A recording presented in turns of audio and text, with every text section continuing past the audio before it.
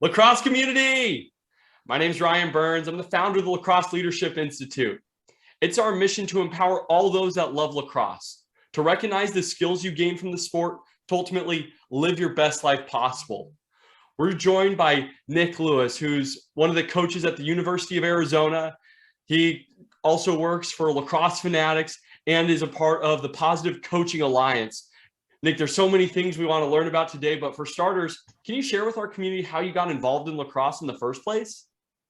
Yeah, absolutely. And yeah, thanks for having me on. I've seen quite a few of these, and I'm really excited. And I actually didn't even know that you were here in Arizona. So I saw a couple of these when I was still in Colorado, but so grateful for the opportunity. I picked up my first lacrosse stick out of a garbage can in the back of a truck. It was a black STX laser high wall with a traditional pocket and fluorescent gut string. A guy named Dave Ballard from Whitney Point, New York, small town in upstate New York. He started the program there. For me, it was just like this other thing that I might try to do. Thought it was kind of interesting. I was a baseball guy, as a lot of lacrosse converts were. And sophomore year, all my friends were playing. They seemed to be having a lot more fun than I was playing baseball. And so I made the move. Initially, it was pretty rough. I couldn't really throw and catch, but I got the hang of it and was able to use kind of my multi-sport background to do pretty well in the sport. And through my sophomore year, I'm 5'7". I thought I was going to play in the NBA. Luckily, thank God, lacrosse came into my life, so I was able to redirect that passion towards a game that suited my ability and my personality more. Oh, Nick, that's so funny. For starters, we get so many aspects of that. There's humility that's brought into lacrosse, but you finding it because of your friends and being able to just pick up gear. It doesn't matter what you have. When you have a little bit of passion and inspiration, you can just keep going. Absolutely. Yeah. Do you have a memory or a favorite memory that sticks out of one of your coaches, or maybe your first coach, or something from that first time you started playing? I would say that coach, he kind of stuck by me and kind of believed in me. I think he really wanted me to try it. And I was hesitant. I was a really good baseball player. Just his encouragement. And then once I decided to play, again, his name was Dave Ballard. I could tell he was a huge fan, and I knew he kind of had my back, and he was going to, suffer through some of my lack of skill because he knew I could run around and make plays. And so fast forward a couple years later, and varsity starter, and lucky enough to make all conference and all that. So, and he was a big advocate for me. So definitely his advocating for me and just pushing me to try something new was huge. Oh, so cool. And I know at this point you're involved in lacrosse in a few different ways right now. Can you share with the community what you're up to? Yeah, so lacrosse is literally my life. I'm 24/7 lacrosse. So I just took a job with Lacrosse Fanatic. We just mobilized 5 mobile stores across the country. So we do event and team sales for the company. And so we go out to tournaments. We got a big trailer that we tow behind us, and we go out there and try to bring a lot of energy and put a good product out there. So we sell all the gear. So all hard goods, apparel. We got, if you see it on social media, we're getting some clout for our I Love Lax Moms shirts and our I Love Lax Dads shirts. So we try to bring a lot of fun to it, and the kids really seem to enjoy it. And it's a lot of fun. So I get to communicate all day with lacrosse coaches as part of that job. And then of course, I'm the offensive coordinator at University of Arizona. And these two jobs kind of aligned right at the right moment to initiate the move from Colorado down here to Tucson. And growing the game here in Arizona has been a lot of fun. Oh, awesome. Well, Nick, we appreciate you being out here and helping us grow this sport. It's something that's made a huge impact in our lives. If you look over the course of your career, playing, now coaching, being in the business side of lacrosse, do you have a pinnacle moment, or are there a couple moments that stick out to you as memorable? Yeah. I'm a big, the moments are great. Yeah, but the most important moment, right, is the moment right now, like this moment that we're sharing. So if I can just be a little philosophical there, and as a coach, I try to, reinforce that being in the moment, each moment is really what we need to focus on. So, yeah, I have a huge passion for coaching. And so I have one moment that I'll share a story on, and then also just kind of what I'm most proud of so far in my body of work as a coach and person in lacrosse. So I was a head coach at a high school called Prairie View High School in Brighton, Colorado. And we were going to Evergreen, Colorado to play, I believe it was our fourth or fifth game of the season. Either way, we had mostly juniors on our team. And most of those juniors first started playing lacrosse, organized lacrosse, as freshmen. So they kind of knew how to throw and catch. And my first year, it was my second year as a head coach. My first year, we went 1-14, and there was a lot of lopsided losses. And so we were going into this game, I think I said 4-0. And so we were doing pretty good, feeling pretty good. But Evergreen is a much more affluent area than we were from. And, the kids were all commenting on the way there. Wow, these people must be so rich. And frankly, they just really weren't very kind to us and kind of didn't give us much of a chance going into that game. But, we had worked extremely hard in the off season, shoveling off the field out there, and playing under the lights at 8, 9 o'clock at night, the freezing cold temps. And so we lost our best offensive player in the second quarter, and our best defensive player went down with an injury in the fourth quarter. But nonetheless, we really focused a lot on riding and how much that mattered in the off season. And so we got a turnover, went to overtime, we got a turnover on the ride. And one of the guys, Isaac Campbell, number 33, knocked a pass down, picked it off, went in and took it to the rack and scored for the game winner. Pandemonium. So it was so much fun. And for them, they had never really beaten a good team, a team that they weren't supposed to beat. And so that was great. And we did it with class. Like I said, there was kind of a lot of trash talking from their side, and they didn't think very much of us. So to pull out a win and do it the right way was a big moment for me as a coach, and to share that moment with the kids and the guys was awesome. Oh my gosh. Well, Nick, it seems like so much went into it. I mean, you started with a season that wasn't very fruitful. Yeah. But to be able to focus in an off season and know what's important, and ultimately see that play in the game itself, the aspect of the ride is so important. That's the hustle play. That's making sure that everyone's going above and beyond, getting that ball back. And it gives you that opportunity in the game where then you get an opportunity to capitalize and win the game. And there's always those opportunities to rise up to an occasion. And it sounds like you've done that. And I can imagine why that's such a proud moment as a coach. It seems like you've done a lot of leadership to build into that and get the team to surround you. Can you share a little bit more about your thoughts around leadership and what it means to you? Yeah, I mean, we did. And in fact, that season, we brought all the seniors in the preseason, and we talked about what the season could look like. And we went through a bunch of steps to create values about how we were going to show up and how we're going to approach the season. And I think that's, to me, first and foremost, for my own personal leadership, it starts with showing up. You got to be there on time. You got to take pride in your appearance. And you got to do your best, no matter the circumstance, and no matter what the outcome is. You got to make that next right decision, the next best decision, and consistently do that.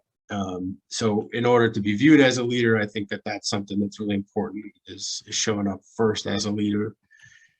And I think the Positive Coaching Alliance was huge in my development as a coach and my leadership. Something that I've gotten from other books and things is it's in alignment with the Positive Coaching Alliance, but it's not necessarily something they talk about specifically. But it's the difference between being a a transactional coach versus a transformational coach. So John Gordon talks about it in his books, and I'm currently reading a book by Joe Ehrman, Inside Out Coaching, where he goes into a lot of depth about the differences between those. And just at a high level, your transactional coach is looking more for what can we do with this roster to get wins? Who are we going to put in certain places? They're focused on the tactical side, maybe more of the ego of, hey, we need to win. I need to win. You have to do it my way, kind of thing. And here's what we're going to do to win. And winning's important, and I'm extremely competitive, but it's more, but a transformational coach is more thinking about having a purposeful and intentional plan for character development. So it's weaved in and out of the coaching. And that goes along with the Positive Coaching Alliance. And one of the other things I was going to say in terms of like pinnacle moment or thing I'm really proud of is, as part of my last head coaching position at Ralston Valley, we were really intentional about how we brought candidates in to the coaching staff. And one of the things that we did is right at the outset, we talked about they had to be certified by by Positive Coaching Alliance, and have a USA Lacrosse membership and do all these things that, turned some guys away. They just wanted to kind of show up and coach and do their thing. But we were really intentional. And I think what I'm really proud of is that after I left to take this job, they all stayed on the staff. And so now my top assistant, Steve Anist, is the head coach, and the JV and level 3 coaches are staying around, and they're all great guys, and they all put character first. And so, I think it's for me, it's about, that leadership, going back to the leadership question, it's about, developing people and empowering them to become leaders and to have confidence in their leadership and just improving their overall performance. So, and with that kind of plan in mind, you can be more of a transformational leader rather than transactional. Like, oh, this guy, yeah, he played at so-and-so and he wants to coach, and I'll bring him in. So hopefully we can win. That's more of a transactional mindset to like developing a coaching staff. Whereas like, we're trying to do something a little bit bigger and like I said, have an intentional plan for character development, along with the X's and O's. I think that idea of piecemealing best players or parts together, it looks good on paper, but then when you face adversity, it doesn't always hold. Pieces start crumbling, falling apart, because there's not that continuity of values from the start. And it sounds like you have always done a great job of talking with the captains, talking with the seniors that are there, understand what their vision is of the program. Talk with them about the values that they want to uphold to accomplish those goals. And that's where you can start developing the character, because the character and integrity, that's our foundation. That's where we get to build upon. And that's ultimately what builds the strongest of skyscrapers and strongest of teams that aren't going to fall in wavy times. They're going to be able to be successful. Absolutely. And I mean, you said I wouldn't say I've always done a good job. Like I strive for it. And I'm a competitive person. And at the end of the day, our sports culture reinforces winning.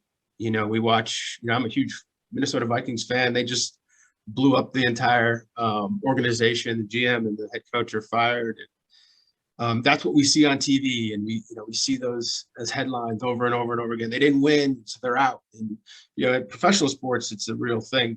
It's absolutely a business. But it's also just kind of ingrained in our sports culture that you got to win. And so it's something that I do is the best. I try to continue to strive towards it, but I'm far from perfect, and obviously human, just like everyone else. And yeah, there's times that I'm really thinking about winning and how we can get an edge. But I think as long as that beacon is there, I think it's really important. In the programs that I've been in, we try to develop core values and come back to them every day in some way, and a mission to come back to, because at least it gives you, again, that beacon, that kind of North Star for like, what are we really here for? Yes, we want to win. And in the heat of the battle, our emotions are going to get the best of us sometimes. And we may do or say things are a little off path of those those things, of your mission or your values. But as long as you come back to it and you maintain focus, and you're humble when you make mistakes, then you're heading in the right direction. Yeah, I think we all make mistakes. We all make choices that don't necessarily align with who we say we are or who we want to be, but that doesn't mean that you're that person. You Right. have that opportunity to go back and think about your values. Can you share a little bit or a personal story about when a decision was made or actions were made and you guys went back to your values, or how does that work in action for your current team or any of the teams in the past? Yeah. I have a great example. So last year we were playing a Cherokee Trail. Again, it was at Ralston Valley High School in Colorado. We're playing Cherokee Trail. We're up 8-3 going into the fourth quarter. They're currently ranked, I don't know, top 10 in the state. And we played about as good as we could for 3 quarters. And to make a long story short, we had an epic letdown, and they came back and they beat us in overtime. And the guys played hard. We just started making mistakes, gripping the stick a little too tight, missing some shots. And frankly, they had 2 or 3 players that made some great plays. One in particular who just took over the game in a way. He played outstanding. And I was really disappointed, and the guys were really disappointed, and it's easy to just point. So at the end of the game, inevitably we have a little huddle at the end of the game to talk about it. And I just told them how proud I was of them for the first 3 quarters, and told them that we had no choice but to look at the fourth quarter as a pivot point, something for us to grow and learn from. And even as the words are coming out of my mouth and I was saying it, I was emotional, and I still felt the pain of the loss, but I knew I had to, step up in that moment. And we did get better. We improved our fourth quarter performance going forward. We started implementing some things in practice about concentration and, things like that. And, it got better. So we did learn from it. We did get better. We had a couple really great fourth quarters later in the season. So I think we did learn from it. And that's, I think, all we can do. When we face that adversity, we lose.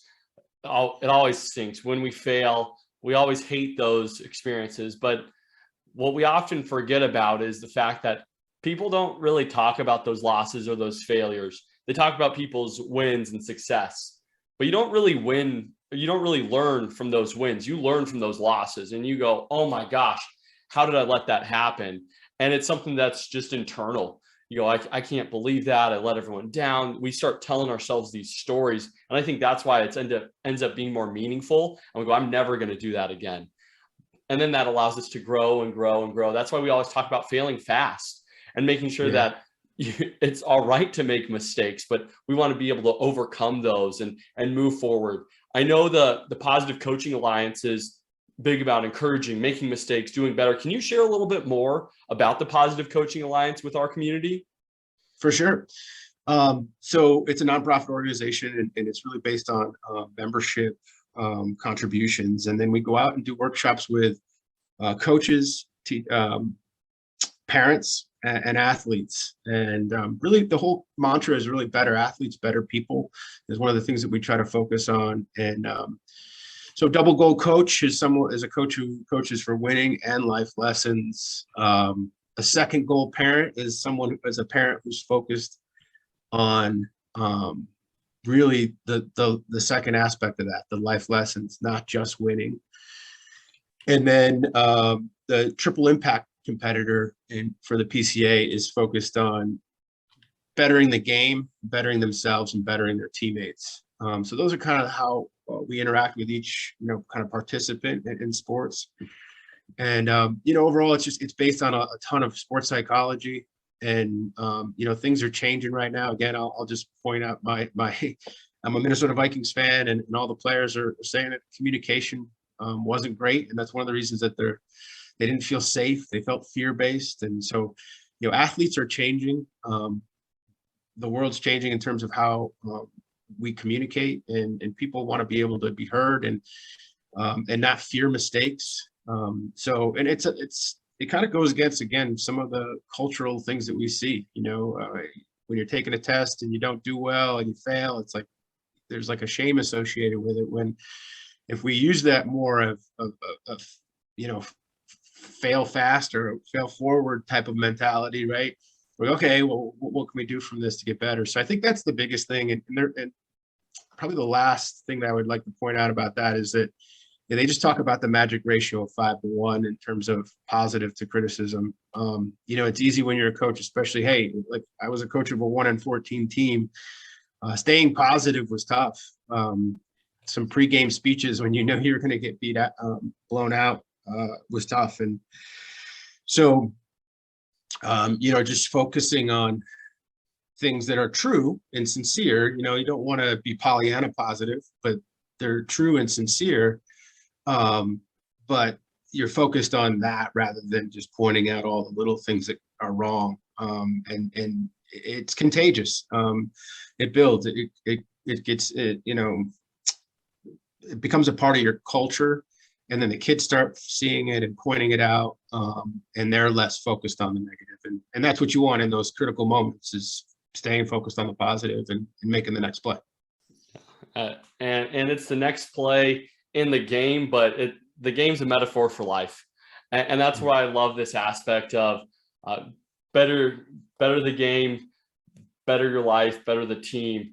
It's all about moving forward and recognizing what you're gaining from the sport, in any sport in general, but how it relates to the real world or the outside world, professionally, family-wise. We always want to be the best versions of ourselves.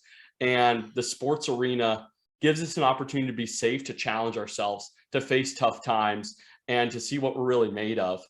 Nick, I know we're almost up on time right here, so I'd love to hear if you have any last thoughts on lacrosse or leadership that you can impart on us.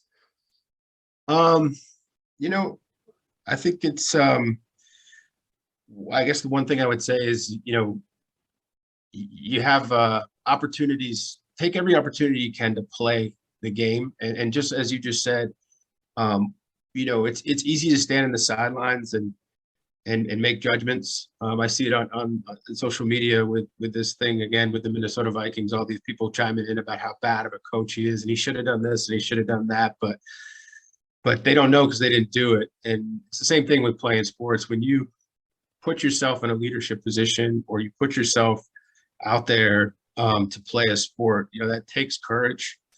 And, not a lot of people are willing to do that. So, being grateful for that opportunity and not taking it for granted, and just knowing that, by being a competitive person, by playing sports and being involved in athletics, you are putting yourself in a position where you're going to be judged. But we'd much rather have that than be in a position where you're just sitting on the sidelines and doing all the judgment. So I just, applaud anybody who gets out there and plays the game and takes that initiative to coach, try something new. Because again, like I said, the biggest part of leadership for me is showing up. So if you do that, then, you're already a step ahead. Nick, thank you so much. I appreciate you for showing up here as well. And we just are so grateful for your positivity in the Valley, showing up day in, day out for your team down at the University of Arizona, showing up for all of us in the Southwest with the Lacrosse Fanatic, as well as being an ambassador for the Positive Coaching Alliance. Thank you so much for being on the Lacrosse Leadership Institute. We really appreciate you. Yeah, thanks, Ryan. My pleasure.